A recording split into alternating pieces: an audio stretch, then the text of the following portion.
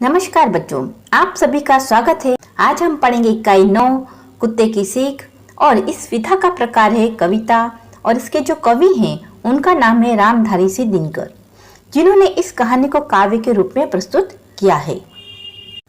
One में एक घनी झुरमुट थी, जिसके भीतर जाकर खर्रा रहा करता था सबकी आंख बचाकर। वन यानी कि जंगल में एक घनी झुरमुट यानी कंटीली झाड़ियों का समूह था। उसके भीतर एक खर्रा यानी कि खरगोश सबकी आंखों से ओझल होकर रहा करता था। फुदक फुदक कर फुनगिया घास की चुन चुन कर खाता था, देख दूर से लोगों को झुरमुट में छिप जाता था। फुदक फुदक कर यानी कि कूद कूद कर, उछल उछल कर, फुनगिया यानी कि घास की जो कोमल कोमल पत्ती होती है वो चुन चुन कर खाता था। और दूर से ही अगर इंसानों को आता देखता तो वापस वो झुरमुट यानी कंटीली झाड़ी में जाकर छिप जाया करता था। एक रोज आया उस वन में कुत्ता एक शिकारी, लगा छानने सूंघ सूंघ कर वन की झाड़ी झाड़ी। एक रोज उस वन में, उस जंगल में एक शिकारी कुत्ता आ गया और एक एक झाड़ी को वो सूंघ सूंघ कर छानने लगा कि शायद कोई शिकार उसको मिल जाए। आखिर वह झुरमुट भी आई जो खर्रे का घर थी, मगर खैर उस बेचारे की लंबी अभी उम्र थी। आखिर वो सूंघते सूंघते वो शिकारी कुत्ता वहां भी पहुंच गया जहाँ जिस झुरमुट में उस खरगोश का घर था। झुरमुट यानी कि झाड़ियों का समूह, लेकिन अभी उसकी उम्र लंबी थी। कुत्ते की जो लगी सांस, खर्रा सोते से जागा, देख पीठ पर काल को जान लिए भागा। और जैसे ही कुत्ते के सांस लेने की आवाज है वो खर्रे के कानों तक पहुंची तो जो खर्रा यानी खरगोश है वो सोते से जाग गया और उसने देखा कि मेरी पीठ पर के पीछे तो काल यानी कि मृत्यु खड़ी हुई है, इसलिए वो जान बचाकर वहां से भागा। झपटा पंजा तान मगर खर्रे को पकड़ना पाकर पीछे पीछे दौड़ पड़ा कुत्ता भी जोर लगाकर। जो कुत्ता था उसने खर्रे यानी खरगोश पर पंजा मारा, पर वो उसकी पकड़ में नहीं आया, हाथ से निकल गया। आगे आगे जब खरगोश दौड़ा तो पूरा जोर लगाकर कुत्ता भी उसके पीछे दौड़ा। 4 मिनट तक खुले खेत में रही दौड़िया जारी, इतने में आ गई सामने कंटीली झाड़ी।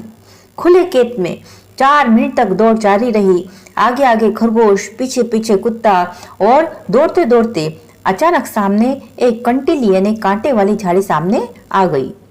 भरकर एक छलांग गया छिप खर्रा भी हड़ वन में, इधर उधर कुछ सूंघ फिरा कुत्ता निराश हो मन में। और जैसे ही उसने कंटीली झाड़ी देखी तो खर्रा ने एक छलांग लगाई और उस बीहड़ यानी कि बीड़ वाले जो जंगल है उसमें अंदर घुस गया। और कुत्ता था इधर उधर निराश मन से सूंघने लगा कि अरे मेरा जो शिकार है वो तो हाथ से निकल गया।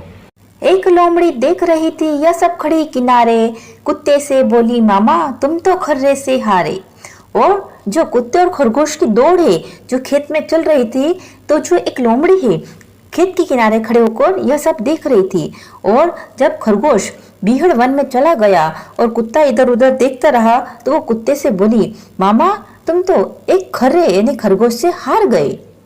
इतनी मोटी देह फिर भी थक जाते हो, वन के छोटे जीव जंतु को भी न पकड़ पाते हो। इतना मोटा इतना बड़ा शरीर है फिर भी तुम थक जाते हो, और वन में रहने वाले छोटे मोटे जो जीव जंतु हो उसको भी नहीं पकड़ पाते हो। कुत्ता हंसा, अरे दीवानी तू नाहक बकती है, इसमें है जो भेद उसे तू समझ नहीं सकती है। कुत्ता हंसकर कहने लगा, अरे पगली तू तो अनायास ही बकती रहती है, इसमें जो भेद है मेरे और जो खरगोश है उसके दौड़ने में जो भेद है उसको तू नहीं समझ सकती। मैं तो दौड़ रहा था केवल दिन का भोजन पाने, लेकिन खर्रा भाग रहा था अपनी जान बचाने। कि मैं तो केवल एक दिन का भोजन पाने के लिए दौड़ रहा था, लेकिन जो खर्रा यानी कि खरगोश है वो तो अपनी जान बचाने के लिए भाग रहा था। कहते हैं सब शास्त्र कमाओ रोटी जान बचाकर, पर संकट में प्राण बचाओ सारी शक्ति लगाकर। कि हमारे जितने भी ग्रंथ है शास्त्र है वो ये कहते हैं कि भाई रोटी कमाओ, लेकिन पहले अपनी जान की रक्षा करके अपनी जान बचाकर ही हमको रोटी कमानी है।